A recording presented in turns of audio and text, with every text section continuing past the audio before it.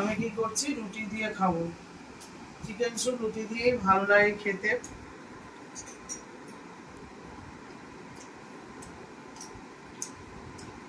খুব সুন্দর হয়েছে চিকেনের, হচ্ছে এই যে ঝোলটা খুব সুন্দর।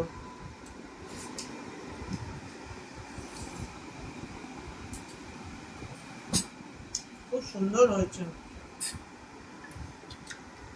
চিকেনটা। এতে তো গোলমরিচটা দেওয়া আছে, তো খুব মানে কাক কাক মতন হয়েছে, বেশ কামটানে গিয়ে লাগছে, একটু ঝাল ঝাল হয়েছে। এবারে আমি চিকেনটা খাবো।